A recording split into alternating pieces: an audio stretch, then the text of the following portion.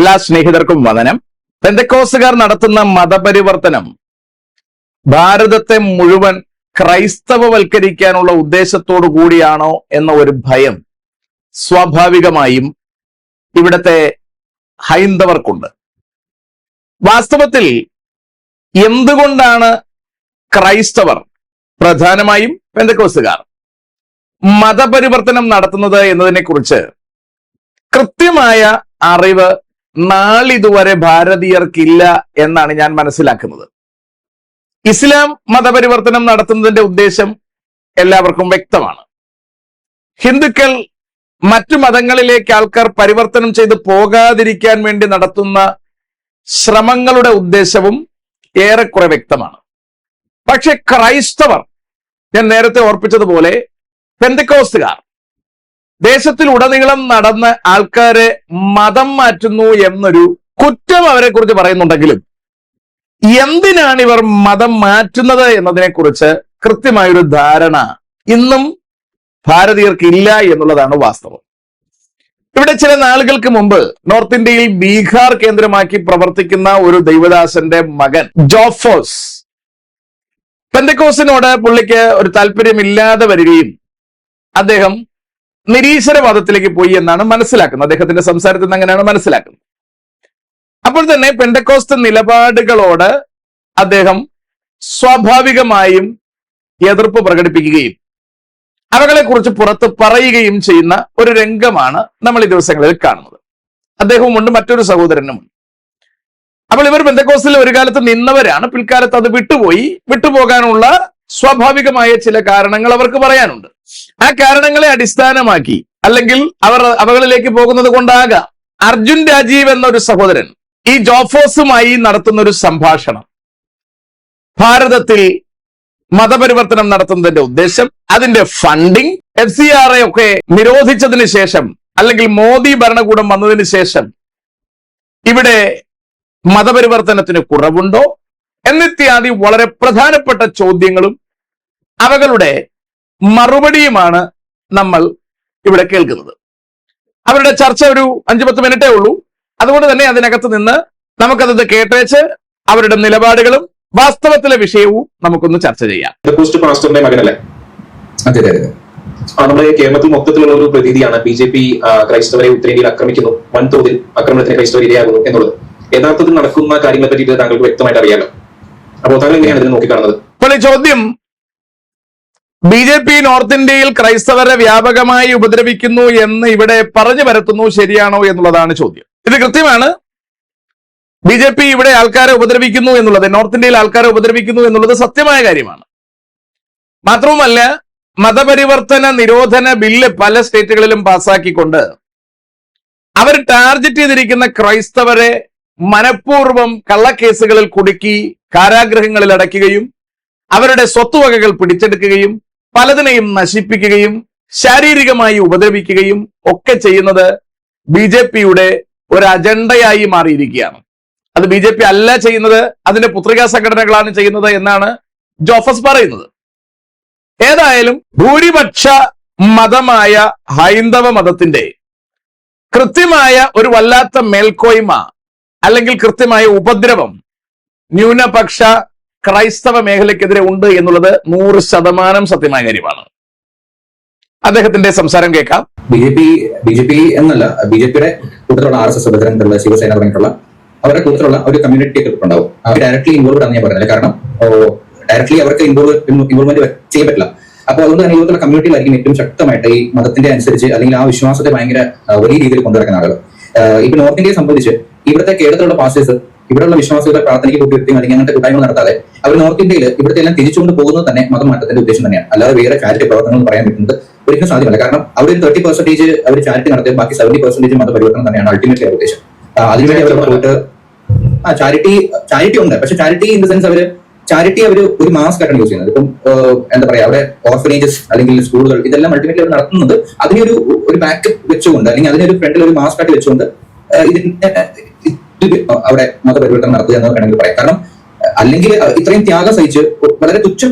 വളരെ കൃത്യമായിട്ട് കേൾക്കുക, അവരവിടെ സ്കൂളുകൾ, മറ്റ് ഹോസ്പിറ്റലുകൾ ഒക്കെ നടത്തുന്നത് ഒരു മാസ്ക് ആയിട്ട്, ഒരു മറയായിട്ട് ഉപയോഗിക്കാൻ വേണ്ടിയാണ്. അതിന്റെ അടിയിലൂടെ അവരുടെ ഉദ്ദേശം മതപരിവർത്തനം എന്നാണ് ജോഫസിന്റെ നിഗമനം. അത് തെറ്റാണ്. എന്ന് പറഞ്ഞാൽ ആത്യന്തികമായ ദൈവമക്കളുടെ ലക്ഷ്യം സുവിശേഷീകരണം തന്നെയാണ്. അതിന് നിങ്ങൾക്ക് മതപരിവർത്തനം എന്ന് പറയാം. സുവിശേഷീകരണം എന്ന് പറഞ്ഞാൽ നല്ല വിശേഷം വ്യാപിപ്പിക്കുക എന്നുള്ളതാണ്. നല്ല വിശേഷം എന്നുള്ളത് സകല മാനവകുലത്തിന്റെയും രക്ഷയ്ക്കുള്ള വഴി ഒരുങ്ങിയിരിക്കുന്നു എന്നുള്ളത് എല്ലാവരെയും അറിയിക്കുക എന്ന ദൗത്യമാണ്. അപ്പോൾ അവിടെ ചെന്നിട്ട് എന്തിനാണ് സ്കൂളുകൾ തുടങ്ങുന്നതെന്ന് ചോദിച്ചാൽ, തെക്കും വടക്കും അറിഞ്ഞുകൂടാത്ത ജനത്തിന് വായന പഠിപ്പിക്കേണ്ടത് അത്യന്താപേക്ഷിതമാണ്. അതുകൊണ്ട് തന്നെ അവരെ അവിടെ ചെന്ന് വിദ്യാഭ്യാസം കൊടുക്കണം. വിദ്യാഭ്യാസം കൊടുത്തിട്ട് അവരെ തെക്കും വടക്കും തിരിച്ചറിയാൻ പാകമാക്കിയിട്ട് അവരോട് സുവിശേഷം പറഞ്ഞാലേ അവർക്കത് മനസ്സിലാകത്തുള്ളൂ. അപ്പൊ യാതൊരു ബോധ്യവും ഇല്ലാത്ത ജനത്തെ അക്ഷരാഭ്യാസം കൊടുത്ത്, ലോകത്തെക്കുറിച്ചുള്ള ഒരു വെളിച്ചം കൊടുത്ത്, മനുഷ്യന്റെ ജീവിതത്തിന്റെ ക്ഷണഭങ്കുരതയെക്കുറിച്ചും അവന്റെ ജീവിതം ഈ ഭൂമിയിൽ എത്ര കാലം ഉണ്ടായിരിക്കുമെന്നതിനെ കുറിച്ചും അവന്റെ ഭാവിയെക്കുറിച്ച് അവനെ കൊണ്ട് തന്നെ ചിന്തിക്കാൻ പാകമാക്കി മാറ്റിയിട്ട് വേണം അവനെ സുവിശേഷം അറിയിക്കാൻ. അതിനു വേണ്ടിയിട്ടാണ് അവിടെ സ്കൂളുകൾ തുടങ്ങുന്നത്, ഹോസ്പിറ്റലുകൾ തുടങ്ങുന്നത്. അവർക്ക് ആവശ്യമായ ചികിത്സകൾ കൊടുക്കാനാണ്. അപ്പൊ ഭൗതികമായ ചില കാര്യങ്ങൾ ചെയ്യേണ്ടി വരുന്നത് അവരെ അങ്ങനെ ആക്കിയിട്ട് പറഞ്ഞാലേ അവർക്ക് മനസ്സിലാകൂ എന്നതുകൊണ്ടാണ്. അല്ലാതെ അവർക്ക് ഇത് കൊടുത്തിട്ട് അതിന്റെ മറവിൽ പറയുന്നതല്ല. നമ്മുടെ ആത്യന്തിക ഉദ്ദേശം സുവിശേഷീകരണം തന്നെയാണ്. അതിൽ യാതൊരു സംശയവുമില്ല. ഇവിടെയാണ് സർക്കാർ എന്തുകൊണ്ട് ക്രൈസ്തവനെ ഭയപ്പെടുന്നു എന്ന് ചോദിച്ചാൽ, ഈ ജനം എക്കാലത്തും എഴുത്തും വായനയും അറിഞ്ഞുകൂടാത്തതായി അടിമകളായി അവിടെ കഴിയണം എന്നുള്ളതാണ് അവരുടെ ആവശ്യം. അവരെഴുത്തും വായനയും അറിഞ്ഞു കഴിഞ്ഞാൽ അവർ ഭരണകൂടത്തിനെതിരെ സംസാരിക്കുവാൻ സാധ്യതയുണ്ട്. ഇവരുടെ ഉടായിപ്പുകളെ അവർ തിരിച്ചറിയും എന്നുള്ളത് കൃത്യമായി അറിയുന്നത് കൊണ്ടാണ് ഗവൺമെന്റിന് അല്ലെങ്കിൽ ഭരണകൂടത്തിന് ഈ സംവിധാനത്തോട് എതിർപ്പുള്ളത്. പൈസക്ക് ഇവിടുന്ന് ഒരാൾ പാസ്റ്ററായിട്ട് അവിടെ പോകുക, അല്ലെങ്കിൽ അവിടെ മിഷണറി പ്രവർത്തനം നടത്താന്ന് പറഞ്ഞാൽ ആ നടത്തുക എന്ന് വേണമെങ്കിൽ പറയാം. കാരണം അല്ലെങ്കിൽ ഇത്രയും ത്യാഗം സഹിച്ച് വളരെ തുച്ഛമായ പൈസയ്ക്ക് ഇവിടുന്ന് ഒരാൾ പാസ്റ്ററായിട്ട് അവിടെ പോകുക, അല്ലെങ്കിൽ അവിടെ മിഷണറി പ്രവർത്തനം നടത്താന്ന് പറഞ്ഞാൽ ആ സുവിശേഷ വേല അത് എന്തിനാണ് അവർ അങ്ങനെ ചെയ്യുന്നത്? സ്വന്തം കുട്ടികളെ പട്ടിണിക്കിടുക, ഭാര്യയെ പട്ടിണിക്കിടുക, വാടക അടയ്ക്കാനോ ഒരു സാധനം പുതിയതായിട്ട് വാങ്ങിക്കാനോ അവർ പണമില്ല. മോസ്റ്റ് ഓഫ് ടൈം അവരിൽ ഒന്നിനും പണം ഉണ്ടാവില്ല. ഒരു പെട്രോൾ അടിക്കുമ്പോൾ അവരിൽ കാശ് ഉണ്ടാവില്ല. ഇതെല്ലാം സഹിച്ച് അവിടെ പോയി കിടക്കുന്നത് ഒരിക്കലും ചാരിറ്റി ആണെന്ന് നമുക്ക് പറയാൻ പറ്റില്ല. ചാരിറ്റി ആണെങ്കിൽ ജോലി ചെയ്തുകൊണ്ട് ചെയ്യാലോ. വളരെ കൃത്യമായിട്ട് മനസ്സിലാക്കുക. അദ്ദേഹത്തിന്റെ സംസാരത്തിൽ ഒരുപാട് കാര്യങ്ങൾ നമുക്ക് ഡിഫൈൻ ചെയ്തെടുക്കാനായിട്ടുണ്ട്. എന്ന് പറഞ്ഞാൽ ഇവിടെ നിന്ന് നോർത്ത് ഇന്ത്യയിലേക്ക് പോകുന്ന സുവിശേഷകർ, അവർക്ക് ഫുഡിന് കാശില്ല, പലർക്കും വാഹനമില്ല, പലർക്കും വസ്ത്രത്തിന്റെ കുറവുണ്ട്, കുഞ്ഞുങ്ങളെ പഠിപ്പിക്കാനുള്ള നിവൃത്തിയില്ല. ചുരുക്കി പറഞ്ഞാൽ അവരുടെ അത്യാവശ്യ കാര്യത്തിന് പോലും സാമ്പത്തിക സൗകര്യമില്ലാതെ കുടുംബങ്ങളുമായിട്ട് അവിടെ ചെന്ന് കിടക്കുന്ന ആൾക്കാർ ഒരുപാട് പേരുണ്ട്. അത്തരത്തിൽ ഒരു കുടുംബത്തിൽപ്പെട്ടയാളായിരുന്നു ജോഫസ് എന്നതിന് സംശയം വേണ്ട. അദ്ദേഹം പറയുന്ന കാര്യങ്ങൾക്കകത്ത് ഒരുപാട് കാര്യങ്ങൾ നമുക്ക് വായിച്ചെടുക്കാനുണ്ട്. അദ്ദേഹത്തിന്റെ പിതാവിനായിരിക്കാം ദർശനമുണ്ടായത്. അദ്ദേഹത്തിന്റെ കുടുംബത്തെയും കുഞ്ഞുങ്ങളെയും ഒക്കെ ആയിട്ട് അദ്ദേഹം അവിടേക്ക് പോയിരിക്കുന്നു. ആ ദർശനം കുഞ്ഞുങ്ങൾക്കുണ്ടായിട്ടില്ല. അവിടെ ചെന്ന് കഷ്ടത ഈ കുഞ്ഞുങ്ങളും അനുഭവിക്കേണ്ടി വന്നിരിക്കുന്നു. ആഹാരമില്ലായ്മകൾ ഇവർ അനുഭവിച്ചിരിക്കുന്നു. ബുദ്ധിമുട്ടുകൾ ഒരുപാട് ഇവർ പേറിയിരിക്കുന്നു. അതിൽ പലതും ക്രിസ്തീയ ജീവിതത്തിന്റെ ഭാഗമാണ് ഈ ബുദ്ധിമുട്ടുകളൊക്കെ എന്ന് ഈ കുഞ്ഞുങ്ങളെ മാതാപിതാക്കൾ പഠിപ്പിച്ചതാണോ മറ്റെവിടെ നിന്നെങ്കിലും അവർ കേട്ടറിഞ്ഞതാണോ എന്നറിയാൻ നിവൃത്തിയില്ല. ഏതായാലും ഈ ക്രിസ്തീയ ജീവിതത്തിന്റെ മാധുര്യം ജോഫസ് നുകർന്നിട്ടില്ല. അതിനെക്കുറിച്ച് പുള്ളിക്ക് മനസ്സിലായിട്ടുമില്ല. പക്ഷെ അതിന്റെ കഷ്ടതകൾ മുഴുവൻ അനുഭവിച്ചു എന്നത് യാഥാർത്ഥ്യമാണ്. അതുകൊണ്ട് തന്നെ ഈ ചോദ്യത്തിന് മറവിൽ ഒരു കള്ളത്തരവും ഇല്ലാതെ വളരെ വ്യക്തമായി അദ്ദേഹം ആ പിക്ചർ അവിടെ കൊടുക്കുകയാണ്. ഇവിടെ നിന്ന് ചെല്ലുന്ന ഉപദേശിമാരിൽ സിംഹഭാഗവും അവർ കുടുതുണിക്ക് മറുതുണിയില്ലാത്തവരാണ്, ആഹാരം കഴിക്കാൻ നിവൃത്തിയില്ലാത്തവരാണ്, കുഞ്ഞുങ്ങളെ പലരും അനാഥശാലകളിലാക്കിയിട്ടാണ് പോകുന്നത്, ഭാര്യമാർക്ക് പോലും കൊടുക്കാൻ ആഹാരമില്ല. വളരെ കൃത്യമായി അവിടുത്തെ ദൈവദാസന്മാർ അനുഭവിക്കുന്ന വ്യഥയെക്കുറിച്ച് അദ്ദേഹം കൺവിൻസ്ഡ് ആണ്. അദ്ദേഹത്തിന് അറിയാം. അദ്ദേഹം അത് പറയുകയാണ്. പക്ഷേ അവകൾ അനുഭവിച്ചത് കൊണ്ടുണ്ടാകുന്ന മെച്ചം എന്താണെന്ന് ജോഫസിന് അറിയില്ല. അതുകൊണ്ട് തന്നെയാണ് ജോഫസ് ഈ പെന്തക്കോസ്ത് ഉപേക്ഷിച്ച് പോകാനുള്ള കാരണം. ഇതുകൊണ്ട് ആ കിട്ടുന്ന പണം കൊണ്ട് നമുക്ക് ചാരിറ്റി ചെയ്യാലോ. ഇത് ചാരിറ്റി ഉപയോഗിച്ച് മതങ്ങൾ പ്രചരിപ്പിക്കാന്നുള്ളത് അത് അവരുടെ ലക്ഷ്യം തന്നെയാണ്. വലിയ ഫണ്ട് ഇതിന് വരുന്നുണ്ടോ? പുറത്തുനിന്ന് വലിയ രീതിയിലുള്ള ഫണ്ട് ഇതിന് ലഭിക്കുന്നുണ്ടോ ഈ ഭാഷമാർക്കൊക്കെ? വലിയ രീതിയിലുള്ള ഫണ്ടിങ് എന്ന് പറയുമ്പോഴത്തേക്ക് എല്ലാവരെയും അങ്ങനെ നമുക്ക് കണക്കാക്കാൻ പറ്റത്തില്ല. കാരണം കുറെ ആളുകൾ കടം മേടിച്ചിട്ടും ഇതൊക്കെ ചെയ്യുന്നുണ്ട്. കുറെ ആളുകൾ അല്ലാതെ ഒരു പ്രസ്ഥാനം തുടങ്ങി അതിനെ വലിയ രീതിയിൽ എസ്റ്റാബ്ലിഷ് ചെയ്ത് അതിനെ പുറം രാജ്യങ്ങളിലേക്ക് എത്തിച്ച് അവിടെ കൊണ്ടുപോയിട്ട് ഇവിടുത്തെ ഫോട്ടോസും വീഡിയോസും ഇവർ ചെയ്യുന്ന കാര്യങ്ങളെല്ലാം കാണിച്ചുകൊണ്ട് അവിടുത്തെ ആളുകളെ കൺവിൻസ് ചെയ്ത് അവിടുന്ന് പണം വരുത്തുന്ന ആളുകളുണ്ട്. അത് പ്രത്യേകിച്ച് ഇന്ത്യക്ക് പുറത്ത് പോയി ഇവിടുന്ന് ഇന്ത്യക്ക് പുറത്ത് പോവുക, അവിടെ ചെന്നിട്ടുള്ള ചർച്ചുകളിലും ഇതുപോലുള്ള ക്രൂസൈഡുകൾ പരിപാടികളൊക്കെ നടക്കുമ്പോൾ, കൺവെൻഷൻസ് നടക്കുമ്പോൾ അവിടെ ആളുകൾ ഒരുപാട് ഉണ്ടാവും. അവർ 10 മിനിറ്റ് 15 മിനിറ്റ് കിട്ടും. ആ 15 മിനിറ്റിൽ ഹോസ്പിറ്റലിൽ എവിടെയാണെന്ന് വെച്ചാൽ അവിടെ നടക്കുന്ന കാര്യങ്ങൾ കാണിക്കുക. അവിടുത്തെ ആളുകൾ കൺവിൻസ് ആയി കഴിഞ്ഞാൽ അവിടെ അവർക്ക് പണം ലഭിക്കാനുള്ള സാധ്യത കൂടുതലാണ്. വളരെ കൃത്യമായിട്ടാണ് അദ്ദേഹം കാര്യങ്ങൾ പറയുന്നത്. ഫണ്ടിങ് ലഭിക്കാറുണ്ടോ എന്ന് ചോദിച്ചപ്പോൾ നല്ലൊരു ശതമാനത്തിന് ഫണ്ടിങ് ഇല്ല. അപ്പൊ കൃത്യമായി അത്തരത്തിലൊരു ഫണ്ടിങ് ഇല്ലാത്തൊരു കുടുംബത്തിലാണ് ജോഫസ് ജനിച്ചു വളർന്നത് എന്ന കാര്യം വ്യക്തമാണ്. പിന്നെ ഫണ്ടിങ് വരാനുള്ള സാധ്യതയെക്കുറിച്ച് പറഞ്ഞു. ചിലരെങ്കിലും ഫോട്ടോസും വീഡിയോസും ഒക്കെ എടുത്ത് വിദേശ രാജ്യങ്ങളിൽ കൊണ്ടുചെന്ന് ആൾക്കാരുടെ മുമ്പിൽ അവതരിപ്പിച്ച് കാശ് ഉണ്ടാക്കുന്നുണ്ട്, കാശ് കൊണ്ടുവരുന്നുണ്ട് എന്ന കാര്യവും അദ്ദേഹം വ്യക്തമാക്കുന്നുണ്ട്. ഇൻ ഷോർട്ട്, നല്ലൊരു ശതമാനം ദൈവദാസന്മാരുടെ കയ്യിലും ഫണ്ടിങ് ഇല്ല. നല്ലൊരു ശതമാനം പേരും വിമാനയാത്ര പോലും ചെയ്തിട്ടുള്ളവരല്ല. നല്ലൊരു ശതമാനം പേരും പുറം ലോകത്തെങ്ങും യാത്ര ചെയ്തിട്ടുള്ളവരല്ല. അവർക്ക് വേറെ യാതൊരു വിധത്തിലുള്ള കാശുകളും ലഭിക്കുന്നില്ല. അവർക്കാകെ ഉള്ളിലുള്ളത് ഒരു ത്വരയാണ്, ഒരാവേശമാണ് കർത്താവിനെ അറിയിക്കണം എന്നുള്ളത്. അതെന്താണെന്ന് പിന്നീട് നമുക്ക് നോക്കാം. അൾട്ടിമേറ്റ്ലി നമുക്ക് വലിയ ഫണ്ട് എന്ന് പറയുമ്പോഴത്തേക്ക് ചിലപ്പോൾ അത് 10,000 തുടങ്ങി കോടികൾ വരെ എത്താം. അതായത് നമുക്ക് പറയാൻ പറ്റില്ല ഒരു മിഷണറിയെ സഹായിക്കാൻ വേണ്ടി ഒരാൾക്ക് എത്ര രൂപ കേപ്പബിൾ ആയിരിക്കും. ഒരാൾ പറയുകയാണെങ്കിൽ ഞാൻ ഒരു വർഷത്തേക്ക് ഒരു ചർച്ചിനെ ഹെൽപ്പ് ചെയ്യാൻ വേണ്ടിയുള്ള ഇത്ര രൂപ പണം ഞാൻ തന്നേക്കാം, ഒരു വർഷത്തേക്ക് പറയുന്നത് വിചാരിക്കാം. അപ്പൊ മറ്റൊരാൾ പറയുകയാണെങ്കിൽ ഞാൻ ഒരു ഹ്യൂജ് എമൗണ്ട് ചെക്ക് ചെയ്ത് തരാമെന്ന് വിചാരിക്കാം. അങ്ങനെ കിട്ടുന്നത് കൊണ്ട് കണ്ടിന്യൂസ്ലി എല്ലാ മന്ത് പൈസ കിട്ടുന്നവരുണ്ട്. ചിലപ്പോൾ അവർ ഒരു ചർച്ച് പണിയുള്ള ഫണ്ടായിരിക്കും കൊടുക്കുന്നത്, ചിലപ്പോൾ അവർ ഒരു വാഹനം വായിക്കാനായിരിക്കും, ചിലപ്പോൾ മ്യൂസിക്കൽ ഇൻസ്ട്രുമെന്റ്സ് വായിക്കാനായിരിക്കും, അല്ലെങ്കിൽ ഒരു ഗ്രാമത്തിൽ പെട്ട് കുറെ കമ്പിളി പുതപ്പോ അരിയോ ചാരിറ്റി പ്രവർത്തനങ്ങൾ നടക്കാൻ വേണ്ടിയുള്ള ഫണ്ടായിരിക്കും. അൾട്ടിമേറ്റ്ലി അത് കറങ്ങി വരുന്നത് Christianity is the better best religion in this world എന്ന് കാണിക്കാൻ വേണ്ടിയുള്ള ഒരു അൾട്ടിമേറ്റ് ഉദ്ദേശം തന്നെയാണ്. അപ്പൊ അതിനുവേണ്ടി വിദേശികളും വിദേശത്തുള്ള മലയാളികളും എല്ലാം അതിനുവേണ്ടി ഹെൽപ്പ് ചെയ്യും. അപ്പൊ ഇവിടെ പറയുന്ന കാര്യം ശ്രദ്ധിക്കുക. ഇവിടെ ഒരുപാട് ദൈവദാസന്മാർ കഷ്ടപ്പെടുന്നു. പിന്നെ വിദേശത്തുള്ളവർ ചിലരെങ്കിലും കാര്യങ്ങൾക്ക് വേണ്ടി സപ്പോർട്ട് ചെയ്യുന്നു.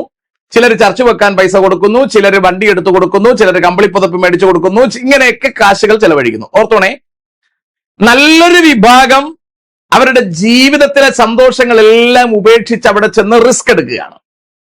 വിദേശത്ത് കിടന്ന് അധ്വാനിക്കുന്ന ദൈവമക്കൾ അവരുടെ സമ്പത്തിന്റെ ഒരു വിഹിതം ഇവർക്ക് വേണ്ടി കൊടുക്കുകയാണ്. ഇതിന്റെ എല്ലാം പുറകിലെ ഉദ്ദേശം ജോഫസ് പറഞ്ഞത് Christianity is the best religion in the world എന്ന് വരുത്തി തീർക്കാനാണ്. അതിനുവേണ്ടി ആരെങ്കിലും ഇത്രയും പൈസ ലാക്കൂ? അവിടെയാണ് ജോഫസിന് അടിപറ്റിയത്. Christianity is the best religion in the world എന്ന് പറഞ്ഞ് ചെലവഴിക്കാൻ വേണ്ടി ആരെങ്കിലും കുടുംബത്തിലെ സന്തോഷങ്ങൾ കളഞ്ഞ് പിള്ളേർക്ക് ബിസ്ക്കറ്റ് മേടിക്കാൻ പോലും കാശില്ലാതെ ഉടുതുണിക്ക് മറുതുണിയില്ലാതെ നോർത്ത് ഇന്ത്യ ചെന്ന് കഷ്ടപ്പെടുമെന്ന് വിചാരിക്കുന്നുണ്ടോ? അത്തരത്തിൽ ഒരു മതം വളരെ ബെസ്റ്റ് മതമാണെന്ന് വരുത്തി തീർക്കുന്നത് കൊണ്ട് എന്ത് ഗുണമാണ് ഉണ്ടാകുന്നത്? എന്താ ജോഫസെ അതിനെക്കുറിച്ച് ചിന്തിക്കാത്തത്? താങ്കളെ കണ്ടിട്ടും താങ്കളുടെ ആ പ്രസന്റേഷനൊക്കെ കണ്ടിട്ടും താങ്കൾ എഡ്യൂക്കേറ്റഡ് ആണെന്ന് തോന്നുന്നു. എന്താ താങ്കൾ കുറച്ചുകൂടി ഭംഗിയായി ചിന്തിക്കാത്തത്? അത്തരമൊരു കേവലം നയാ പൈസയുടെ ഗുണമില്ലാത്തൊരു കാര്യം നേടിയെടുക്കാൻ വേണ്ടിയാണോ ഇത്ര ആയിരക്കണക്കിന് ദൈവദാസന്മാർ ഉലകത്തിന്റെ വ്യത്യസ്ത ഭാഗങ്ങളിൽ റിസ്ക് എടുക്കുന്നത്, കഷ്ടത സഹിക്കുന്നത്? അങ്ങനെയാണോ താങ്കൾ വിചാരിക്കുന്നത്? എന്തുകൊണ്ടാണ് അവിടെ ഈ സാധുക്കളായിട്ടുള്ള ജനങ്ങൾ ഇതിനൊക്കെ ഇവരുടെ ഈ പ്രവർത്തികൾക്ക് ഇരയാകുന്നത്? സാധുക്കൾ എന്ന് പറയുമ്പോൾ അവിടെ ഒരിക്കലും മതം മാറ്റത്തിന് അല്ലെങ്കിൽ മതപരിവർത്തനത്തിന് വേണ്ടി ക്രിസ്ത്യൻസ് മുസ്ലിംസിന്റെ ഒരു സ്ഥലത്തേക്ക് ചെല്ലാറില്ല. മുസ്ലിംസിനെ മതം മാറ്റാറില്ല. അതായത് അവരുടെ ഗ്രാമങ്ങളിലോ അവർ താമസിക്കുന്ന സ്ഥലങ്ങളിലോ പോയിട്ട് അവർക്ക് സുവിശേഷം നടത്താനോ അവരെ മതം മാറ്റാനോ ഇവർ ശ്രമിക്കാറില്ല. ഈ പറഞ്ഞ കാര്യം വളരെ തെറ്റാണ്. മുസ്ലിംസിന്റെ അടുത്തേക്ക് പോകത്തില്ല എന്ന് പറഞ്ഞാൽ വളരെ തെറ്റാണ്. ക്രൈസ്തവർ എല്ലാവരുടെ അടുത്തും പോകും. മുസ്ലിംസിന്റെ അടുത്ത് തന്നെ എത്രയോ പേർ കൊല്ലപ്പെടുന്നു. മുസ്ലിംസിന്റെ ഒരു പ്രത്യേകത, 2 പ്രത്യേകതയുണ്ട് മുസ്ലിംസിന്. ഒന്ന്, വളരെ ചെറുപ്പത്തിൽ തന്നെ അവർ മനസ്സിലാക്കിയിരിക്കുന്ന സാധനം അവരുടെ ആൾക്കാരുടെ തലച്ചോറിനകത്ത് അവർ നിറയ്ക്കും. മറ്റൊന്നും നിറയ്ക്കാൻ ഇടമില്ലാത്ത വിധം എന്ന് പറഞ്ഞാൽ പിന്നീട് ഒന്ന് വൃത്തിക്ക് ചിന്തിക്കാൻ പോലും കഴിയില്ലാത്ത വിധം അവരുടെ ബ്രെയിൻ ഫിൽഡ് ആണ്. അതാണ് ഒന്നാമത്തെ കാര്യം. രണ്ടാമത്തെ പ്രശ്നം, അവരുടെ ഡോർ ക്ലോസ്ഡ് ആണ്. They are not ready to open. അവരുടെ ഡോർ അവർ ഓപ്പൺ ചെയ്യാൻ തയ്യാറല്ല. ഡോർ ഓപ്പൺ ചെയ്ത് ഞങ്ങൾ പറയുന്ന സുവിശേഷം കേൾക്കാൻ അവർ തയ്യാറായാൽ 100% അവർ രക്ഷിക്കപ്പെടും, സംശയം വേണ്ട. മൂന്നാമത്തെ പ്രധാനപ്പെട്ട കാര്യം, ക്രൈസ്തവരും യഹൂദരും അവരുടെ ശത്രുക്കളാണെന്ന് കുഞ്ഞിലെ മുലപ്പാല് കുടിക്കുന്ന സമയത്തെ അവരുടെ കാതുകളിൽ നിറച്ചിരിക്കുകയാണ്. ഇതൊരു അപകടകരമായ കാര്യമാണ്. ഇത്യാദി കാരണങ്ങളാൽ സുവിശേഷീകരണം ഇസ്ലാമിക സഹോദരന്മാരുടെ ഇടയിൽ അത്ര എളുപ്പമല്ലെന്നേ ഉള്ളൂ, പക്ഷേ കാര്യം ചെയ്യുന്നുണ്ട്. കഴിഞ്ഞ ദിവസം ഞാൻ ഒരു ഇസ്ലാമിക സഹോദരനെ കണ്ട് ഞാൻ അദ്ദേഹത്തോട് സുവിശേഷം പറയാൻ വേണ്ടി കാര്യങ്ങൾ സംസാരിച്ചു. അപ്പോൾ അദ്ദേഹത്തോട് കാര്യങ്ങൾ സംസാരിക്കുമ്പോൾ അദ്ദേഹം വാചാലമായി കാര്യങ്ങൾ സംസാരിച്ചു. ഞാൻ കാര്യങ്ങൾ കുറച്ചുകൂടി കയറി സംസാരിക്കുമ്പോൾ അദ്ദേഹം പറഞ്ഞു, എനിക്ക് അത്രയ്ക്ക് അറിവില്ല. അപ്പോൾ അറിവില്ല എന്നുള്ളൊരു കാര്യം പറഞ്ഞവര് ബ്ലോക്ക് ചെയ്യുന്നു. അവർക്ക് അറിവില്ലെന്നുള്ളത് യാഥാർത്ഥ്യമാണ്. എന്താണ് ഖുർആൻ എന്ന് അവർക്ക് അറിയില്ല. അവരുടെ ഡീറ്റെയിൽ ആയിട്ട് ചോദിച്ചാൽ അവർക്കറിയാം, അവർക്ക് അറിയില്ല. അള്ളാഹു എവിടെ നിന്ന് വന്നു എന്നതിനെ കുറിച്ച് അവർക്ക് അറിവില്ല. അവർക്ക് കൃത്യമായ കാര്യങ്ങളെ കുറിച്ച് ധാരണ ഇല്ല എന്നുള്ളത് 100% സത്യമാണ്. പക്ഷേ ആ അറിഞ്ഞിരിക്കുന്ന കാര്യമാണ് ശരിയെന്ന് വരുത്തി തീർത്ത് അവരുടെ വിൻഡോസ് ക്ലോസ്ഡ് ആണ്. അതാണ് അതിലെ പ്രത്യേകത.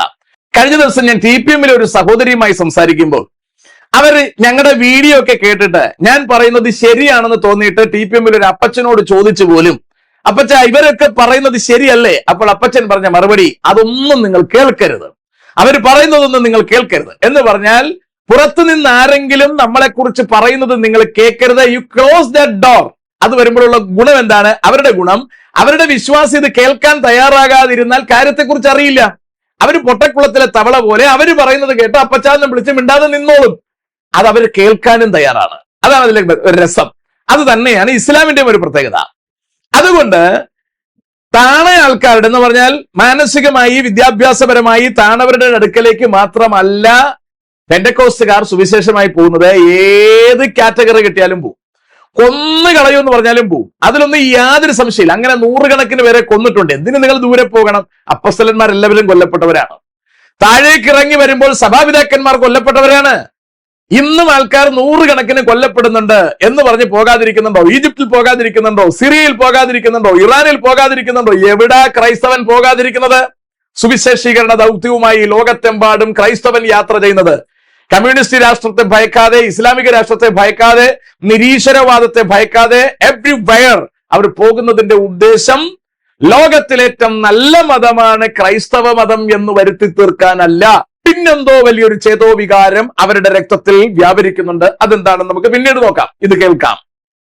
എന്തുകൊണ്ടാണ് ഹിന്ദുക്കളെ തന്നെ തിരഞ്ഞെടുക്കുന്നത് എന്നതിന്റെ ഏറ്റവും മെയിൻ റീസൺ, ഹിന്ദുക്കൾ അൾട്ടിമേറ്റ്ലി ഒരു വിഗ്രഹത്തെ അല്ലെങ്കിൽ ഒരു ബിലീഫ് സിസ്റ്റത്തെ ക്രിയേറ്റ് ചെയ്ത് അതിനെ ഫോളോ ചെയ്യുന്ന ആളുകളാണ്. അത് പണ്ട് മുതൽ ഒരു സംസ്കാരം പോലെ, അല്ലെങ്കിൽ എന്താ പറയാ, ഒരു കൾച്ചറായിട്ട്, ഒരു ട്രഡീഷൻ ആയിട്ട് പല കാര്യങ്ങൾ അതിന് പ്രത്യേകിച്ച് ലോജിക്കോ അല്ലെങ്കിൽ ഇങ്ങനെ ചെയ്താൽ അങ്ങനെ എന്നുള്ള ഒരു രീതിയോ ഒന്നും അവർക്കില്ല. അവർക്ക് ഒരു വ്യക്തി, ഒരു വസ്തുവിനെ കിട്ടിയാൽ മതി, അതിനെ പൂജിച്ചുകൊണ്ടിരിക്കും. അപ്പം ഇങ്ങനെയുള്ള ആളുകളെ വിശ്വസിപ്പിക്കാൻ വളരെ ഈസിയാണ്. കാരണം അവര് വലിയ ലോജിക്കിനെ നോക്കിയിട്ടൊന്നും അല്ല വിശ്വസിക്കുന്നത്. അപ്പം ഈ ഗ്രാമങ്ങളിൽ ചെന്നിട്ട് സംസാരിക്കുമ്പോൾ അവർക്ക് ഒരുപാട് എഡ്യൂക്കേഷന്റെ കുറവുണ്ട്. അവർക്ക് നോർമലി നമ്മളെ പോലുള്ള മോഡേൺ ലോകത്തെ പറ്റിയുള്ള കാഴ്ചപ്പാടും കാര്യങ്ങളും വളരെ കുറവായിരിക്കും.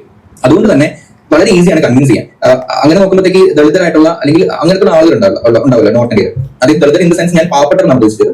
അപ്പോ പണക്കാരായിട്ടുള്ള ആളുകൾ താമസിക്കുന്ന ടൗണുകളിലല്ല ഇവർ ഈ പ്രവർത്തനം നടക്കുന്നത്. മുസഫർ എന്ന് പറഞ്ഞിട്ടുള്ള കോളനികളുണ്ട്, അത് തിരികെ ഭക്ഷിക്കുന്ന കോളനികൾ, പന്നിയുടെ കൂട്ടത്തിൽ താമസിക്കുന്ന കോളനികളുണ്ട്, ആദിവാസികളെ പോലെ താമസിക്കുന്ന ആളുകളുണ്ട്. അവിടെയുള്ള ആളുകളെ, അങ്ങനെയുള്ള ആളുകളുടെ അടുത്തേക്ക് ചെന്ന് അവിടെ ഗ്രാമങ്ങളിൽ സുവിശേഷം പറയുന്നതാണ് ഏറ്റവും കൂടുതൽ ഹെൽപ്പിംഗ് ആയിട്ടുള്ളത്. കാരണം ഇവർക്ക് കൗണ്ട് കൂട്ടുക എന്നുള്ളത് ആ ഒരു രീതിക്ക് പറ്റത്തുള്ളൂ. കാരണം പണ്ഡിത്തുകളുടെ അടുത്തോ തിവാരി അല്ലെങ്കിൽ ശർമ്മ പറഞ്ഞിട്ടുള്ള കൂടിയ ജാതി എന്ന് അവിടെ നോർത്ത് ഇന്ത്യയിൽ അറിയപ്പെടുന്ന ആളുകൾ, അവിടെ അങ്ങനെയുള്ള ഒരു വർണ്ണ വിവേചനം നടക്കുന്ന സ്ഥലത്ത് സവർണരായിട്ടുള്ള ആളുകൾ എടുത്ത് നിന്നിട്ട് അല്ലെങ്കിൽ അങ്ങനത്തെ ആളുകൾ എടുത്ത് നിന്നിട്ട് ചെയ്യാൻ പറ്റത്തില്ല.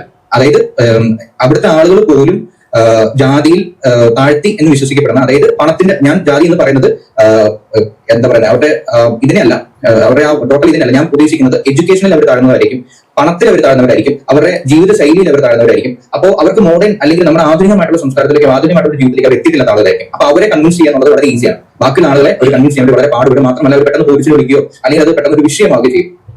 അപ്പോൾ വളരെ ഭംഗിയുള്ള കാര്യമാണ് പുള്ളി പറയുന്നത്.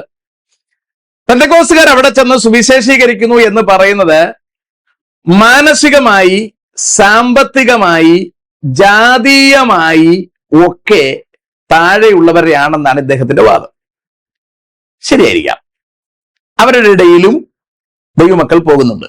കാരണം ഞങ്ങൾക്ക് ഒറ്റ ടാർഗറ്റേ ഉള്ളൂ, മനുഷ്യനെയാണ് ഞങ്ങൾക്ക് ആവശ്യം. അത് കാശുകാരനാണോ കാശ് ഇല്ലാത്തവനാണോ എന്ന വിഷയം അവിടെ ഇല്ല. കാശുകാരന്റെ അടുത്തും പോകും, സാമ്പത്തിക സ്ഥിതി ഉള്ളവന്റെ അടുത്തും പോകും, വിദ്യാഭ്യാസപരമായി മുന്നേറ്റമുള്ളവന്റെ അടുത്തും പോകും, പിന്നോക്കമുള്ളവന്റെ അടുത്തും പോകും, യജമാനന്റെ അടുത്തും പോകും, ദാസന്റെ അടുത്തും പോകും. നമുക്ക് നോട്ടം മനുഷ്യരെയാണ്, മറ്റൊന്നുമല്ല. താഴേക്കിടയിലുള്ളവരുടെ അടുക്കൽ ചെന്ന് അവരുടെ ഇടയിൽ സുവിശേഷം പറയുന്നതിന് മുമ്പ് ഇവർക്ക് വിദ്യാഭ്യാസവും വസ്ത്രവും അവർക്ക് ആരോഗ്യത്തിനുള്ളതും ചെയ്തിട്ടാണ് സുവിശേഷം കൊടുക്കുന്നത്. അവരെ നമ്മൾ സമൂഹത്തിൽ നല്ലവരുടെ നിലയിലേക്ക് ഉയർത്തുകയാണ് ചെയ്യുന്നത്. അല്ലാതെ താഴ്ത്തി നിർത്തി കണ്ണ് കെട്ടിവെച്ച് അവരായിരിക്കുന്നിടത്ത് ഇട്ടിരിക്കുകയല്ല ചെയ്യുന്നത്. അവർക്ക് ഉദ്ധാരണം കൊടുക്കുകയാണ് സമസ്ത മേഖലകളിലും. അതിലെന്തെങ്കിലും പറയാനുണ്ടോ ജോഫസേ? എല്ലാം ചെയ്യുന്നുണ്ട്. ഇത് ചെയ്തിട്ട് നാളെ ഇവർ എഡ്യൂക്കേറ്റഡ് ആയതിനു ശേഷം ക്രിസ്തുവിനെ തള്ളിക്കളയുന്നതായി നിങ്ങൾ കാണുന്നുണ്ടോ? ഇല്ല. എന്താ കാര്യം? സത്യം തിരിച്ചറിയുമ്പോൾ ആ ജനം സ്വതന്ത്രരാകും. ക്രിസ്ത്യൻ ഭൂരിപക്ഷ രാജ്യമാക്കി മാറ്റുക എന്നൊരു അജണ്ട ഈ കൂടെ കൊണ്ടോ? ഇല്ല, അങ്ങനെയല്ല. അങ്ങനെ ഒരു അജണ്ട ഇപ്പം ഹിന്ദുത്വ രാഷ്ട്രം അല്ലെങ്കിൽ ഇസ്ലാമിക രാഷ്ട്രം എന്ന് പറഞ്ഞൊരു കൃത്യമായിട്ടുള്ള ഒരു അജണ്ട, അങ്ങനെ ഒരു രാഷ്ട്രീയവാദമോ രാഷ്ട്രവാദമോ അങ്ങനെ അവർക്ക് വേണ്ടത് യേശുവിനെ മാത്രം വിശ്വസിക്കുക, യേശു മാത്രമാണ് ദൈവമെന്ന് വിശ്വസിക്കുക, അങ്ങനെയുള്ള ഒരു പ്രചരണം നടക്കുന്നത്. അല്ലാതെ എല്ലാവരെയും അവരെ ആളുകളാക്കി അങ്ങനെ നിർത്തണം എന്നുള്ളൊരു വിശ്വാസം എനിക്ക് തോന്നുന്നില്ല. അപ്പൊ യഥാർത്ഥത്തിൽ ഇവരെയാണ് ഈ പറയുന്ന പോലെ ഹിന്ദുത്വവാദികൾ ആക്രമിക്കുന്നത് അല്ലെ? ഹിന്ദുത്വവാദികൾ ആക്രമിക്കുന്നത് ഇവരെയാണ്. അല്ലാതെ മര്യാദയ്ക്ക് അവിടെ സ്കൂളിൽ ജോലി ചെയ്യുന്ന മലയാളികളുണ്ട്, ഡോക്ടേഴ്സ് ആയിട്ടുള്ളവരുണ്ട്, നഴ്സുമാരുണ്ട്, അങ്ങനെ നല്ല നല്ല ജോലി ചെയ്യുന്ന ആളുകളുണ്ട്, പഠിക്കാൻ ചെല്ലുന്നവരുണ്ട്. അങ്ങനെയുള്ള ആളുകളൊന്നും ആരും ആക്രമിക്കുന്നില്ലല്ലോ. ഒരു ഗ്രാമത്തിൽ കയറി അവിടുത്തെ ഭൂരിഭാഗം ആളുകളെയും ക്രിസ്ത്യാനിയാക്കാൻ വേണ്ടി ഇവർ കഷ്ടപ്പെടുന്നത് കാണുന്നതുകൊണ്ടാണ്. അതായത് പല രീതിയിലുള്ള ഇപ്പം അവരുടെ കമ്മ്യൂണിറ്റി തന്നെ നിൽക്കുന്ന ഒരു ഫാമിലിയെ ഇവരിൽ നിന്ന് പറിച്ചെടുത്ത് മറ്റൊരു മതത്തിലേക്ക് ചേർക്കാൻ വേണ്ടി ഇവർ വളരെ വലിയ രീതിയിൽ കഷ്ടപ്പെടുന്നുണ്ട്. അതായത് ഈ ചാരിറ്റിയോ അല്ലെങ്കിൽ മോട്ടിവേഷണൽ ആയിട്ടുള്ള കാര്യങ്ങളോ അല്ലെങ്കിൽ പാഷൻ ഓഫ് ദി ക്രൈസ്റ്റ് പോലുള്ള ക്രിസ്ത്യാനിറ്റിയെ പൊലിപ്പിച്ച് കാണിക്കുന്ന സിനിമകളും വീഡിയോകളും ഒക്കെ അവിടെ പോയിട്ട് പ്രൊജക്ടർ വെച്ച് കാണിക്കുക, വഴിയോരം ഫ്ലക്സുകളും പേപ്പറുകളും ഒട്ടിക്കുക, അല്ലെങ്കിൽ ആളുകൾക്ക് പേപ്പറുകൾ കൊടുത്തുകൊണ്ടിരിക്കുക. അവരുടെ തനതായിട്ടുള്ള ഭാഷകളുണ്ട്. ഇപ്പം ബീഹാറിനെ സംബന്ധിച്ചിടത്തോളം അവർ ഹിന്ദിയേക്കാൾ കൂടുതൽ ഉപയോഗിക്കുന്നത് അവിടുത്തെ ഭോജ്പൂരി മറാത്തി ഭാഷകളാണ്. അപ്പൊ ഭോജ്പൂരി ആയിട്ടുള്ള ഭാഷയിലോട്ട് ബൈബിളിനെ തർജ്ജമ ചെയ്യുക, അവിടുത്തെ ഭോജ്പൂരി സംസാരിക്കുന്ന ആളുകൾക്ക് പോലും ബൈബിൾ യേശു ക്രിസ്തുവാണ് സത്യം എന്ന് പറഞ്ഞ് വിശ്വസിപ്പിക്കുക. അവർ ചെയ്തുകൊണ്ടിരിക്കുന്ന വിഗ്രഹാരാധന ആ ദൈവം തെറ്റാണെന്ന് അവരെ പഠിപ്പിക്കുക. എന്നിട്ട് യേശു മാത്രമാണ് സത്യമെന്നും യേശു ക്രിസ്തുവാണ് യഥാർത്ഥ രക്ഷണമെന്നും അവർ പാപിയാണെന്നും അവർക്ക് പാപത്തിൽ നിന്ന് രക്ഷ നേടിയ ഒരു സ്വർഗത്തിൽ പോകണമെങ്കിൽ യേശു ക്രിസ്തു മാത്രമേ ഒരു വഴി എന്നും അവരെ പറഞ്ഞു പഠിപ്പിക്കുക. അപ്പൊ പാപി എന്നൊരു അൾട്ടിമേറ്റ്ലി പാപം ചെയ്തൊരു വ്യക്തിക്ക് സ്വർഗത്തിൽ പോകാൻ പറ്റില്ല എന്ന് പറയുമ്പോൾ തന്നെ അവർ അൾട്ടിമേറ്റ്ലി അവർ ഭയക്കാൻ തുടങ്ങും. ആ ഭാവബോധം അവരുടെ ഉള്ളിലേക്ക് വരുമ്പോഴത്തേക്ക് അവർ മതം മാറാൻ വേണ്ടി തയ്യാറാവും. അപ്പൊ ഏറെക്കുറെ സത്യത്തിലേക്ക് പുള്ളി വന്നു, പക്ഷെ അതിന്റെ ആഴം പുള്ളിക്ക് അറിയില്ല. ഇത് ഹൈന്ദവ രാജ്യമായിരിക്കുന്ന ഭാരതത്തെ ക്രിസ്തു രാജ്യമാക്കി മാറ്റാൻ വല്ല ഉദ്ദേശമുണ്ടോ എന്ന ചോദ്യത്തിന് അങ്ങനെ ഒരു ഉദ്ദേശമില്ല എന്ന വസ്തുത സത്യസന്ധമായും ജോഫസ് പറയുന്നുണ്ട്. അപ്പൊ തന്നെ എന്തിനാണ് ഇവരിത് ചെയ്യുന്നത് എന്നതിനെ കുറിച്ച് വളരെ വ്യക്തതയില്ലെങ്കിലും കാര്യത്തിന്റെ അവസാനം വരുമ്പോൾ ഒരു ചെറിയ ദിശയിൽ കൊണ്ടെത്തിക്കുന്നുണ്ട്. മനുഷ്യർ പാപികളാണ് എന്നും യേശുക്രിസ്തു മാത്രമാണ് രക്ഷകനാണ് എന്നും അവരെ അറിയിക്കുകയാണ് ഉദ്ദേശം എന്ന കാര്യം അയാൾ പറയുന്നുണ്ട്. ഇതാണ് അതിന്റെ യാഥാർത്ഥ്യം. ദൈവത്തിന്റെ സാദൃശ്യ സ്വരൂപത്തിൽ സൃഷ്ടിച്ച മനുഷ്യനെ പിശാച് ദൈവത്തിൽ നിന്ന് അകറ്റിക്കളഞ്ഞു. ആ മനുഷ്യനെ തിരിച്ച് ദൈവത്തിന്റെ അടുക്കലേക്ക് കൊണ്ടുവന്ന് ദൈവമക്കളാക്കാൻ പിതാവായ ദൈവം ഭൂമിയിലേക്ക് പറഞ്ഞയച്ച തന്റെ ഏകജാതനാണ് കർത്താവായ യേശുക്രിസ്തു. ആ യേശുക്രിസ്തു മാനവകുലത്തിലെ സകലരുടെയും പാപത്തിന്റെ പരിഹാരത്തിനു വേണ്ടി മരിച്ചു, അടക്കപ്പെട്ടു, ഉയർത്തെഴുന്നേറ്റു. ആ ക്രിസ്തുവിൽ വിശ്വസിക്കുന്നവർക്ക് മാത്രമേ ദൈവ മക്കളാകുവാൻ അവകാശം സിദ്ധിക്കുന്നുള്ളൂ. ഇക്കാര്യം ലോകത്തിലെമ്പാടും പോയി പറയാൻ കർത്താവ് പറഞ്ഞിരിക്കുന്നത് കൊണ്ടാണ് ഞങ്ങൾ ഇത് ചെയ്യുന്നത്. ഞങ്ങൾക്ക് വേണ്ടി അല്ല ഇത് ചെയ്യുന്നത്, കേൾവിക്കാരായ നിങ്ങൾ ഓരോരുത്തർക്കും വേണ്ടിയാണ് ഇത് ചെയ്യുന്നത്. സകല മനുഷ്യരുടെയും പാപത്തിന്റെ പരിഹാരത്തിനായി ക്രിസ്തു മരിച്ചു എന്ന് പറയുമ്പോൾ അതിൽ പാവപ്പെട്ടവനെന്നില്ല, ഇല്ലിറ്ററേറ്റ് എന്നില്ല, വസ്ത്രം ധരിക്കാത്തവനെന്നില്ല, കാട്ടുവാസി എന്നില്ല, ഉയർന്ന നാഗരികതനെന്നില്ല. അപ്പോൾ യാതൊരു വ്യത്യാസവും ഇല്ലാത്തത് കൊണ്ട് എവിടെല്ലാം പോകാൻ ഞങ്ങൾക്ക് ചാൻസ് കിട്ടുന്നുണ്ടോ അവിടെല്ലാം പോകും. ആരോടെല്ലാം പറയാൻ അവസരം കിട്ടുന്നുണ്ടോ എല്ലാവരോടും പറയും. അവർ ഞങ്ങളെ കൊല്ലാൻ ശ്രമിച്ചാലും ഞങ്ങളത് പറഞ്ഞുകൊണ്ടേയിരിക്കുന്നതിന് കാരണം ആ രക്ഷയ്ക്ക് അത്ര വിലയുള്ളത് കൊണ്ടാണ്. മനുഷ്യൻ രക്ഷിക്കപ്പെടാതെ പോയാൽ അവൻ പോകുന്ന നരകത്തിന്റെ കാഠിന്യം വിശുദ്ധ വേദപുസ്തകത്തിലൂടെ കർത്താവ് വെളിപ്പെടുത്തിയിരിക്കുന്നത് കൊണ്ടാണ് ഞങ്ങൾ അത്ര റിസ്ക് എടുക്കുന്നത്. ജോഫസിനെ സംബന്ധിച്ചിടത്തോളം ജോഫസിന് കിട്ടിയ ജീവിത ശൈലിയിൽ ക്രൈസ്തവ ജീവിതത്തിന്റെ കഷ്ടതകളും ബുദ്ധിമുട്ടുകളും മാത്രമാണ് അദ്ദേഹത്തിന് അനുഭവിക്കാൻ കിട്ടിയത്. പക്ഷേ ക്രിസ്തുവിന്റെ സ്നേഹത്തെ അദ്ദേഹത്തിന് തിരിച്ചറിയുവാൻ കഴിയാതെ പോയി. മാതാപിതാക്കൾ പരിചയപ്പെടുത്തി കൊടുക്കുന്നതിൽ പരാജയപ്പെട്ടതാണോ, അതോ അവിടുത്തെ സുവിശേഷീകരണത്തിന്റെ കാഠിന്യ നിമിത്തം അദ്ദേഹത്തിന് കാര്യങ്ങൾ ഗ്രഹിക്കാൻ കഴിയാതെ പോയതാണോ എന്നെനിക്കറിയില്ല. ഏതായാലും ഈ സഹോദരന്റെ ബാല്യകാലം വേദനാജനകമായിരുന്നു, യൗവനകാലം പ്രയാസം പിടിച്ചതായിരുന്നു എന്നുള്ള കാര്യം ഉറപ്പാണ്. അപ്പോൾ തന്നെ എന്തിനാണ് മാതാപിതാക്കൾ നോർത്ത് ഇന്ത്യയിൽ ചെന്ന് കിടന്ന് കഷ്ടപ്പെടുന്നതെന്നോ ഇദ്ദേഹത്തും കൂടെ കഷ്ടതയിൽ കൂടെ നടത്തിക്കൊണ്ടു പോകുന്നത് എന്തിനെന്നോ ഇദ്ദേഹത്തിന് മനസ്സിലാക്കാൻ കഴിയാതെ പോയി. ഇദ്ദേഹത്തിന് അത് മനസ്സിലാക്കി കൊടുക്കാൻ മാതാപിതാക്കൾ പരാജയപ്പെട്ടു പോയി. അതുകൊണ്ടാണ് ഈ സഹോദരന് ക്രിസ്തുവിനെ ഉപേക്ഷിച്ച് പോകേണ്ടതായി വന്നത്. ക്രിസ്തുവിനെ ഉപേക്ഷിച്ചെന്ന് പറയാൻ പറ്റത്തില്ല, കാരണം പുള്ളി ക്രിസ്തുവിനെ സ്വീകരിച്ചിരുന്നില്ലല്ലോ. അപ്പോൾ അതുകൊണ്ട് പുള്ളിക്ക് പിന്നാക്കം പോകേണ്ടി വന്നത് അതുകൊണ്ടാണ്. പുള്ളി അതിനോട് ചേർത്ത് പറയുന്ന ഒരു കാര്യമുണ്ട്. മര്യാദയ്ക്ക് അവിടെ പോയി സ്കൂൾ നടത്തുകയോ അല്ലെങ്കിൽ ക്ലാസ് എടുക്കുകയോ നഴ്സുമാരായിട്ട് ജീവിക്കുകയോ ഒക്കെ ചെയ്യുന്നവരെയൊന്നും ആരും അടിക്കുന്നില്ല. സുവിശേഷം അറിയിക്കുന്നവരെയാണ് ഉപദ്രവിക്കുന്നത്. ഇത് വളരെ സത്യമാണ്. പത്രോസും കൂടെയുണ്ടായിരുന്ന ചില ശിഷ്യന്മാരും ചേർന്ന് യേശുവിന്റെ മരണടക്ക പുനരുദ്ധാനാനന്തരം മൽക്കോസിന്റെ മാളിക മുറിയിൽ കൂടിയിരുന്ന പരിശുദ്ധാത്മാവിനെ പ്രാപിച്ച് പ്രസംഗം ആരംഭിച്ചു. ഉഷാറായി പ്രസംഗിച്ചു പോകുമ്പോൾ ഇവര് പറയുന്നത് പോലെ തന്നെ അന്ന് അവിടെ ഉണ്ടായിരുന്ന യഹൂദന്മാരിലെ പള്ളിപ്രമാണികൾ, അവരുടെ പുരോഹിതന്മാർ ചേർന്ന് പത്രോസിനെയൊക്കെ ഉപദ്രവിക്കുവാൻ തീരുമാനിച്ചു. അങ്ങനെ അവർ പത്രോസിനെയൊക്കെ പിടിക്കുന്ന ഒരു രംഗം നമ്മൾ പ്രവർത്തികളുടെ പുസ്തകത്തിൽ കാണുന്നുണ്ട്.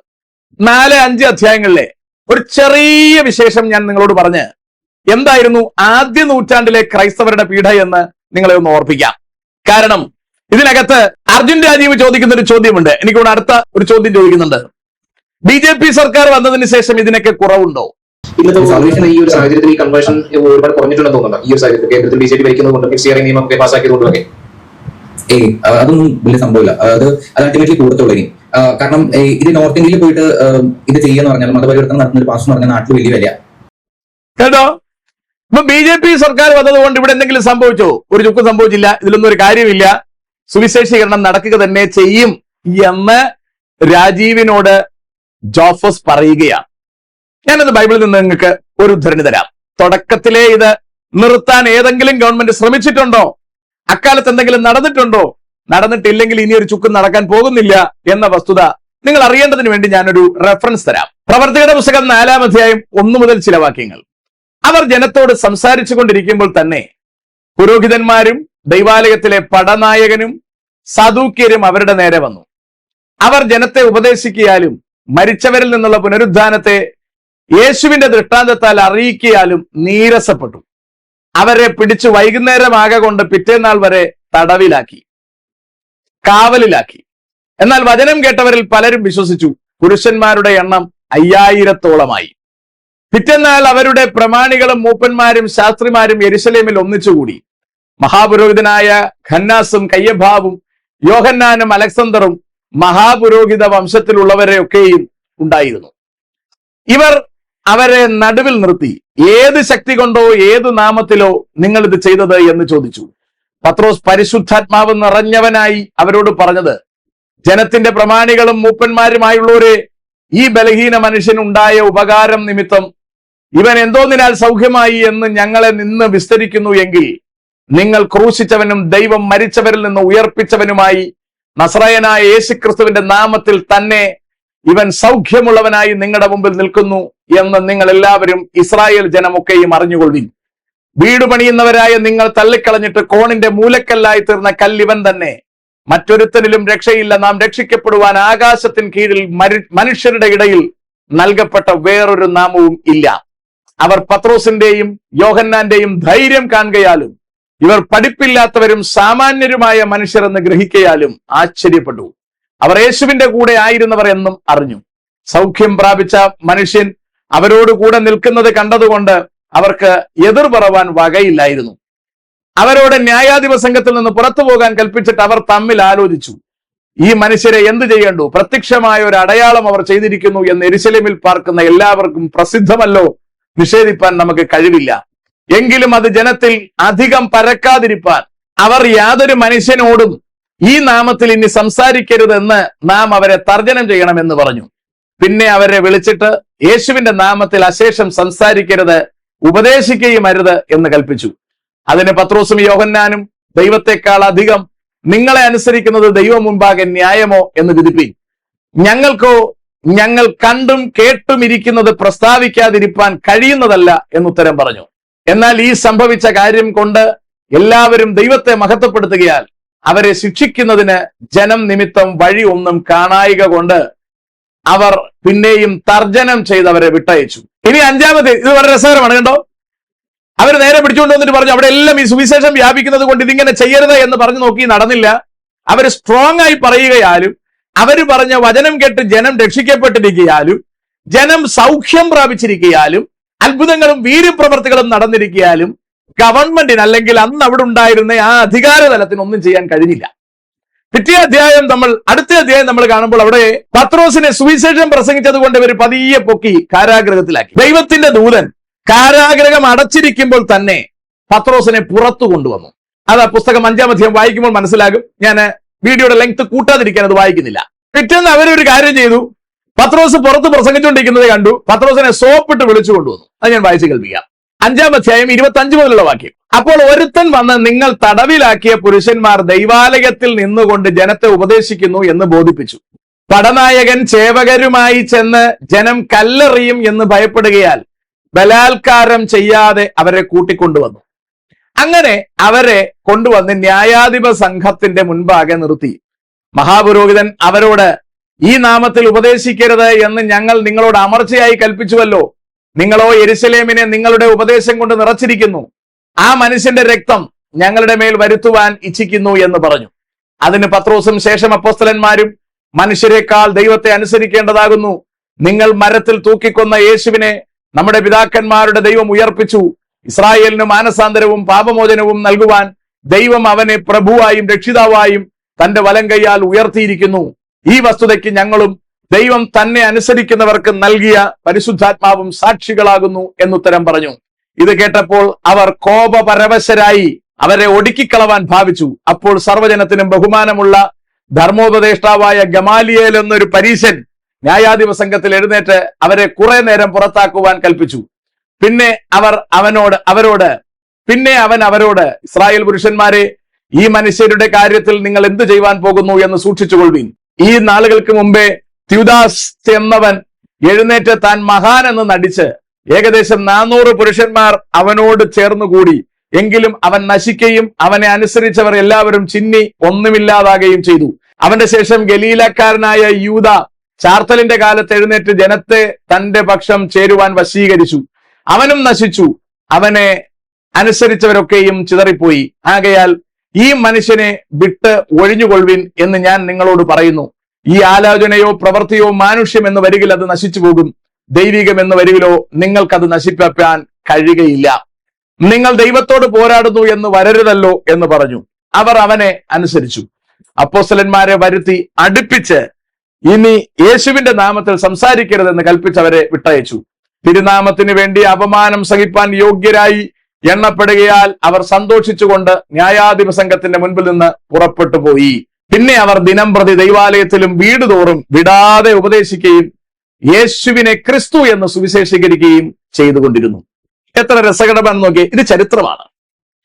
പത്രോസിനെ പിടിച്ചവർ കാരാഗ്രഹത്തിലിട്ടു. കാരാഗ്രഹത്തിൽ നിന്ന് ദൂതൻ അവരെ ഇറക്കിക്കൊണ്ടുപോയി. വെളിയിൽ പ്രസംഗിച്ചുകൊണ്ട് നിൽക്കുന്നത് കണ്ടപ്പോൾ പടനായകൻ ചെന്ന് സോപ്പിട്ട് വിളിച്ചുകൊണ്ട് വന്നു. ന്യായാധിപ സംഘത്തിന് മുമ്പിൽ നിർത്തിയിട്ട് പറഞ്ഞു, ഇനി മേലിൽ പ്രസംഗിക്കരുത്. അവർ പറഞ്ഞു, നിങ്ങൾ അനുസരിക്കാൻ പറ്റത്തില്ല.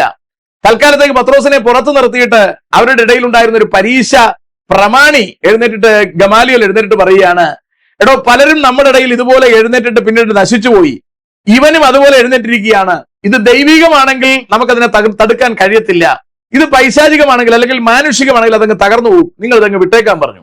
എന്നിട്ടും കേൾക്കാതെ അപ്പോസ്തലന്മാരെ വിളിച്ചു വരുത്തി എക്സ്ട്രാ അടി കൊടുത്ത് പറഞ്ഞയക്കുമ്പോൾ അവർ കയ്യും കൊട്ടി തിരുനാമം നിമിത്തം അപമാനം സഹിക്കപ്പെടുവാൻ യോഗ്യന്മാരായി എണ്ണുകയാൽ എന്ന് പറഞ്ഞാൽ ക്രിസ്തുവിന് വേണ്ടി കഷ്ടത അനുഭവിക്കുവാൻ ഞങ്ങളെ തിരഞ്ഞെടുത്തതൊരു പദവിയായി യോഗ്യതയായി മനസ്സിലാക്കിക്കൊണ്ട് അവർ ദൈവത്തെ സ്തുതിച്ചുകൊണ്ട് പോയി. പിന്നീട് അവർ പ്രസംഗിച്ചില്ലെന്നല്ല പറയുന്നത്, അവർ ദിനേന എന്ത് ജോലിയാണോ ചെയ്തിരുന്നത് അത് പ്രസംഗിക്കുകയും യേശുവിനെ ക്രിസ്തു എന്ന് ഉച്ചത്തിൽ വിളിച്ചു പറയുകയും ചെയ്തുകൊണ്ടേയിരുന്നു. ആ വാക്കുകൾ തന്നെയാണ് ജോഫസിന്റെ വായിൽ നിന്ന് പുറത്തേക്ക് വരുന്നത്. മോഡി വന്നത് കൊണ്ട് ഇവിടെ എന്തെങ്കിലും സംഭവിക്കുമോ? മോഡിയല്ല, അതിന്റെ മുകളിലുള്ള മറ്റാര് വന്നെന്ന് പറഞ്ഞാലും സുവിശേഷീകരണത്തെ തടുക്കാനാവില്ല. കാരണം അവരുടെ ഉള്ളിൽ കത്തിയിരിക്കുന്നത് ക്രിസ്തു മതം ലോകമതങ്ങളിൽ മികച്ച മതമാണെന്ന് വരുത്തി തീർക്കാനുള്ള ഒരു ശ്രമമല്ല. ഞങ്ങളെ രക്ഷിച്ച യേശു ക്രിസ്തുവിലൂടെയുള്ള രക്ഷ നിങ്ങൾക്ക് എല്ലാവർക്കും ലഭ്യമാണെന്നും അത് സൗജന്യമാണെന്നും ആ രക്ഷ നിങ്ങൾക്ക് പ്രാപിക്കാൻ കഴിഞ്ഞില്ലെങ്കിൽ വരാനിരിക്കുന്ന ന്യായവിധി തടുക്കാൻ കഴിയുന്നതല്ലെന്നും ഉള്ള സത്യം തിരിച്ചറിഞ്ഞിരിക്കുന്നത് കൊണ്ട് ആവേശം കൊണ്ടാണ് വിളിച്ചു പറയുന്നത്. രക്ഷപ്പെട്ടുകൊള്ളൂ, രക്ഷപ്പെട്ടുകൊള്ളൂ എന്ന് വിളിച്ചു പറയുന്നത് വല്ലാത്ത പരവേശം കൊണ്ടാണ്, വെപ്രാളം കൊണ്ടാണ്. കഴിഞ്ഞ ദിവസം പടക്കക്കടയ്ക്ക് തീ കത്തിയത് നിങ്ങൾ കണ്ടല്ലോ. പടക്കൊക്കെ കൂട്ടി തൃശ്ശൂരിൽ കൂട്ടിവെച്ചിരുന്നിടത്ത് അവിടെ രക്ഷാപ്രവർത്തനത്തിനായി ആൾക്കാർ ഓടിപ്പോയത് കണ്ടോ? അവർ ഓടിപ്പോയി മാക്സിമം ജനത്തെ രക്ഷപ്പെടുത്താൻ ശ്രമിക്കുന്നത് കണ്ടോ? ഇതാണ് ഞങ്ങളും ചെയ്തുകൊണ്ടിരിക്കുന്നത്. നശിക്കുവാൻ പോകുന്ന ജനത്തെ മാക്സിമം എണ്ണത്തെ രക്ഷപ്പെടുത്തുക എന്ന അതീവയാഗ്രഹത്തോടെ ഓടി നടന്ന് വിളിച്ചു പറയുകയാണ്, രക്ഷപ്പെട്ടുകൊള്ളുവിൻ, മറ്റൊരുത്തനിലും രക്ഷയില്ല, നാം രക്ഷിക്കപ്പെടുവാൻ ആകാശത്തിന് കീഴിൽ മനുഷ്യരുടെ ഇടയിൽ നൽകപ്പെട്ട വേറൊരു നാമമില്ല. ഇക്കാര്യത്തിന്റെ തിരിച്ചറിവ്, അതിന്റെ രക്ഷാനിർണയം പ്രാപിച്ചവർ, അതിന്റെ വെളിപ്പാട് ലഭ്യമായവർ അത്തരത്തിലുള്ള ജനതയെ സംബന്ധിച്ചിടത്തോളം തലയറുത്തു നിങ്ങൾ വച്ചാലും സുവിശേഷീകരണത്തിൽ നിന്ന് അവർ പിന്മാറില്ല. അതിന് നിങ്ങൾ മതപരിവർത്തനം എന്ന മോശം പേരിട്ട് വിളിക്കുന്നതിനേക്കാൾ സുവിശേഷീകരണം എന്ന് പറയുന്നതായിരിക്കും നല്ലത്. നല്ല വിശേഷം പരിചയപ്പെടുത്തുക. ഇവിടെയുള്ള താഴെയുള്ളവർ മാത്രമല്ല, അവരും രക്ഷിക്കപ്പെടണം. ഇടത്തട്ടിലുള്ളവരും രക്ഷിക്കപ്പെടണം. രാജ്യം ഭരിക്കുന്ന നമ്മുടെ പ്രധാനമന്ത്രി മോഡിജി അടക്കം രക്ഷിക്കപ്പെടണമെന്ന് ഞങ്ങൾ ആഗ്രഹിക്കുന്നു. കാരണം മനോഹരമായ ഒരു ഇന്ത്യയെ 10 കൊല്ലമെങ്കിലും നടത്തിക്കൊണ്ടുപോയി ഒരുപാട് നന്മകൾ ചെയ്ത ആ മനുഷ്യൻ മരണാനന്തരം നരകത്തിൽ പോകുന്നത് ഞങ്ങൾ ആഗ്രഹിക്കുന്നില്ല. അമിത്ഷാജി സ്വർഗത്തിൽ പോകണമെന്ന് ഞങ്ങൾ ആഗ്രഹിക്കുന്നു. ഭാരതത്തിലെ സകല BJP-ക്കാരും സകല രാഷ്ട്രീയക്കാരും സകല മനുഷ്യരും ഒരു കുളമ്പ് പോലും ശേഷിക്കാതെ എല്ലാവരും സത്യം തിരിച്ചറിയണമെന്നും സത്യത്തിലുള്ള സ്വാതന്ത്ര്യം പ്രാപിക്കണമെന്നും എല്ലാവരും നിത്യജീവൻ പ്രാപിക്കണമെന്നും ഞങ്ങൾ ആഗ്രഹിക്കുന്നു. ഞങ്ങൾക്ക് ഇവിടുത്തെ രാഷ്ട്രീയം ആവശ്യമില്ല, ഞങ്ങൾക്ക് ഇവിടുത്തെ ഭരണം ആവശ്യമില്ല, മറ്റൊന്നും ആവശ്യമില്ല. വളരെ താമസിയാതെ 70 ഏറെയായാൽ 80 കൊല്ലം മാത്രം ജീവിച്ചിരിക്കുവാൻ അനുവദിക്കപ്പെട്ട് ഭൂമിയിലേക്ക് വന്നിരിക്കുന്ന നമ്മൾ ഇവിടെ സ്ഥാപിച്ചെടുക്കാൻ ശ്രമിക്കുന്നതൊന്നും നിലനിൽക്കുന്നവകളല്ല എന്നും എല്ലാവർക്കും ഒരിക്കൽ മരിക്കണമെന്നും പിന്നെ ന്യായവിധിയും ശേഷിച്ചിരിക്കുന്നു എന്നും അതിനു മുമ്പായി ജീവപുസ്തകത്തിൽ പേരെഴുതപ്പെടണമെന്നും ഇല്ലെങ്കിൽ പേരെഴുതിയില്ലെന്ന കാരണത്താൽ എല്ലാവരും നരകത്തിൽ പോകുമെന്നതുകൊണ്ട് ഞങ്ങളുടെ കൂടപ്പിറപ്പുകൾ, സ്നേഹിതർ, ഞങ്ങളുടെ രാജ്യക്കാർ ആരും നരകത്തിൽ പോകരുതെന്ന ആവേശമാണ് ഞങ്ങളുടെ ദേശത്തിലുടനീളം. ആഹാരമില്ലെങ്കിലും വസ്ത്രമില്ലെങ്കിലും കട്ടതയും പട്ടിണിയും ഉപദ്രവവും ഉണ്ടെങ്കിലും ഓടി നടന്ന് പ്രസംഗിക്കുവാൻ പ്രോത്സാഹിപ്പിക്കുന്നത്. അല്ലാതെ അതിൽ കുറഞ്ഞതൊന്നല്ല എന്ന വസ്തുത നിങ്ങൾ തിരിച്ചറിഞ്ഞിരിക്കണം. അതുകൊണ്ട് കാര്യം തിരിച്ചറിയുക. ഭാരതത്തിലെ സുവിശേഷീകരണം തടസ്സം ചെയ്യാൻ ആര് ശ്രമിച്ചാലും നടക്കില്ല, നടക്കുമെന്ന് വിചാരിക്കുകയേ വേണ്ട. കാരണം അതിന്റെ നായകൻ കർത്താവാണ്.